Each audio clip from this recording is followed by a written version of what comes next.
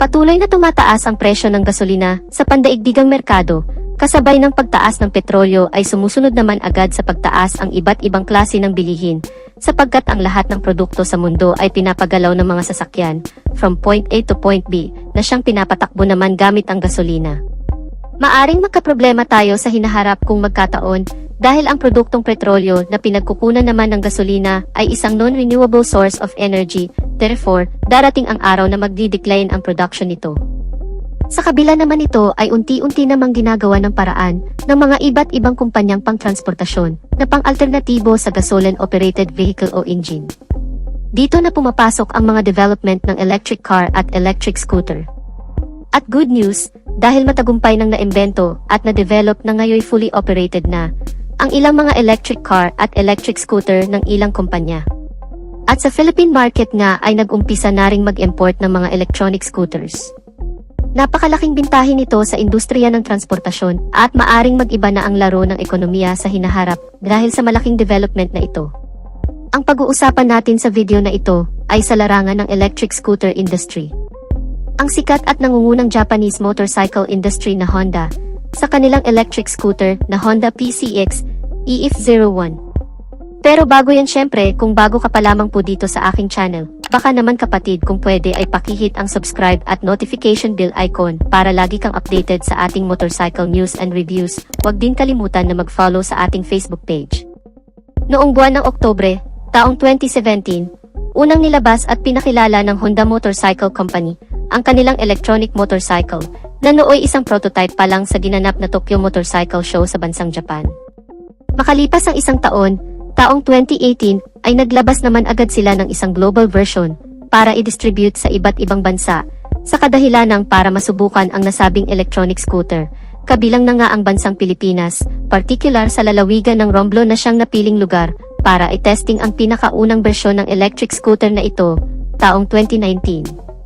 At ngayong taon ay alamin at bubusisiin natin ang lahat ng nabago at nadagdag sa mga features ng motorsiklong ito. Mapunta na agad tayo sa ilang niyang feature, na very common na sa isang traditional gas-operated scooter. Meron itong built-in USB charging port sa kanyang left side pocket na kung saan ay pwede mong i-charge ang iyong mobile phone. At ang electric scooter na ito ay equipped with smart key system na kung saan ay remote na lang ang ginagamit upang i-operate ito, kaya napaka-convenient para sa rider, at meron na din itong anti-theft alarm, dagdag safety features para sa seguridad ng motorsiklo. Pagdating naman sa instrument cluster, ito ay naka-fully digital dashboard, at dito ay makikita muna lahat ng importanteng impormasyon, gaya ng digital speedometer, trip meter, odometer, clock at battery capacity monitor. Alamin pa natin ang high-tech specs, engine performance and capabilities, at mga advantages ng isang electronic scooter. Umpisahan natin sa kanyang breakdown electronic motor performance. Ang electric scooter na ito ay equipped with synchronous motor. Ang ibig sabihin naman nito ay nagsisynchronize ang pag-ikot at bilis ng mga mechanical construction parts nito at nagkakaisang lumikha ng isang lakas at bilis na nagsisilbing enerhiya para mapaikot ang mga gulong para umabante ang motorsiklo. At ang kagandahan pa nito, ito ay equipped with built-in motor temperature protection para pigilan ang overloading ng electrical flow para maiwasan ang overheating ng electronic motor, kaya nakakasigurado kang napapanatili nitong stable at nasa magandang kondisyon at continuous ang pagtakbo ng motorsiklo. At bukod pa dyan, ito ay equipped with APM, ang Interior Permanent Magnetic, isang uri ng heavy-duty electronic motor, dahil ito ay mayroong integrated magnets na naka-built-in at nakaposisyon sa loob ng rotor, na nakakapagbigay ng pambihirang electromagnetic fields na nagpro-provide ng high performance at power sa bagong PCX, at ang electronic motor ng PCX EF01 ay nakakapag-provide ng maximum power na 5.6 horsepower at 5,500 revolution per minute. Mayroon naman itong maximum torque na 18 Nm at 500 revolution per minute. Dito ay mapapansin nyo agad ang kanyang maximum power at torque, kaya ganyan ang performance nito. Dahil ito ay nakadisenyo katulad ng isang 60cc motorcycle, at ito ay ginawa exclusively for home service, panghatid sundo, pangpasok sa trabaho, pang-market at marami pang iba. Ang electric scooter na ito ay hindi applicable sa long rides dahil ito ay nakadesign pang city riding conditions. Ang kagandahan naman ng PCX EF01 ay equipped with 2 removable lithium batteries at mayroon naman itong battery capacity na may kabuuang 21,700 mAh at nakakapag-provide naman ito ng high energy efficiency at high performance. Umaabot naman ang riding distance nito ng around 41 kilometers away bago malobat at meron naman itong power output na 50.4 volts at 20.8 amp hours. At compatible naman ito sa 100 volts AC plug, kaya napaka-convenient ng charging process nito dahil pwede mo itong i-charge direct sa outlet na parang isang mobile phones lang. Ang advantage naman ng removable battery ay pwede itong palit-palitan dahil ito'y detachable. Ibig sabihin ay napaka-convenient nito dahil ang mga batteries nito ay swappable at ito ay equipped with built-in overcharge protection na magpapanatili ng magandang kondisyon ng batteries ng mas mahabang panahon at pagdating naman sa charging capability, ito ay may two ways of charging options. Una, normal charging. Sa pamamagitan naman ito ay pwede mong i-charge ang electric scooter gamit ang kanyang charging cable direct sa outlet at tumatagal naman ito ng 6 hours bago ma-full charge. Pangalawa, fast charging. Sa pamamagitan naman ito, ay pwede mong tanggalin ang dalawang battery sa motorsiklo at ito ay pwede mong i-charge separately gamit ang external charger at ito naman ay mas mabilis na abot lang ng 3 hours bago tuluyang ma-full charge ang battery. Ang kagandahan naman nito, ito ay mayroong 2 riding mode. Una ay ang eco mode. Ito ang nagsisilbing battery saving mode na kung saan ay nakakapagbigay ng mas mahabang riding distance at ito ay applicable sa low speed RPM na may average na 20 to 30 km per hour at ito naman ay umaabot ng approximately 45 km away.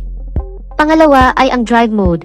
Ang power mode o ang high speed RPM ay ang pinakamalakas at pinakamabilis na pagtakbo ng motorsiklo na umaabot ng 60 km per hour at meron naman itong riding distance na 40 km away.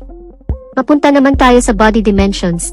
Ang PCX EF01 ay may habang 1,960 mm at may lapad naman itong 740 mm at may taas naman itong 1,095 mm at may wheelbase naman itong 1,380 mm at may ground clearance naman itong 132 mm, mayroon naman itong seat height na 760 mm. Ang bigat ng electric scooter na ito ay may kabuuang 144 kilograms. Pagdating naman sa body frame, ito ay naka-double steel cradle type na kung saan ay mayroon itong dalawang tubong nakasuporta magkabilaan at ito ay mas matibay at mas magaan, mas stable at nakakapagbigay ng mas magandang balanse sa motorsiklo sa kahit na anong riding conditions. Pag-usapan naman natin ang suspensions. Sa harapan, ito ay naka-telescopic fork. Sa likuran naman, ito ay mayroong dual shock with aluminum swing arm para sa mas stable at flexible na bouncing comfortable riding experience ng rider. At pagdating naman sa braking system, sa harapan nito ay mayroong 220mm hydraulic dual piston single disc at sa likuran naman, ito ay mayroong mechanical leading trailing. Sa madaling salita ay drum brake at ang kagandahan naman ito ay equipped with single channel ABS sa harapan.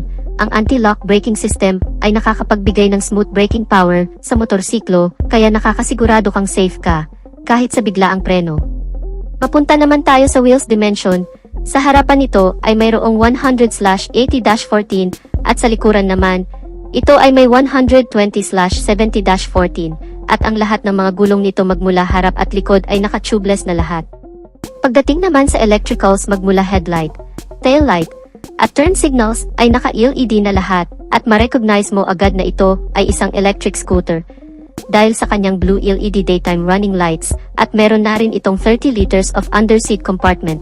Ngunit dahil dito nakalagay ang dalawang batteries, ay may natitira na lamang itong 8 liters available storage. Ang Honda PCX EF01 ay mayroong top speed na 60 km per hour at may riding distance naman itong 40 km away. Dumako naman tayo sa pinaka-last but not the least. Magkano naman kaya ang presyo ng isang Honda PCX electronic scooter na ito? Well, ang presyo ng bagong Honda PCX electric scooter sa bansang Thailand ay nagkakahalaga ng 57,000 Thai baht. At kung i-convert naman natin ito, direct sa Philippine peso, ito ay nagkakahalaga ng mahigit 90,000 pesos. Paalala lang, ito ay isang direct conversion lamang na presyo from Thailand money to Philippine money. Hindi pa ito ang pinaka-sure at pinaka-final na price at syempre maari pa rin niyang tumaas o bumaba, depende sa proseso at sa mga taxes na ipapatong sa scooter na ito pagdating nito sa Pilipinas. So anong masasabi niyo mga kamoto sa electric operated scooter ng Honda? ang Honda PCX EF01. Plano mo bang kumuha nito pag dumating na ito sa Pilipinas? Just comment your thoughts and opinion in our comment sections below. At dito na natin tatapusin ang video natin mga ka-Wizard Moto. Sana nagustuhan ninyo ang video. At kung nagustuhan nyo ay pakipindot ang like button bilang suporta na rin sa ating channel. At sa mga hindi pa nakasubscribe ay inaanyayahan ko kayo kapatid na mag-subscribe sa aking channel para lagi tayong updated sa mga videos na i-upload ko pa. Maraming salamat sa walang sawang pagsuporta. Ride safe and God bless.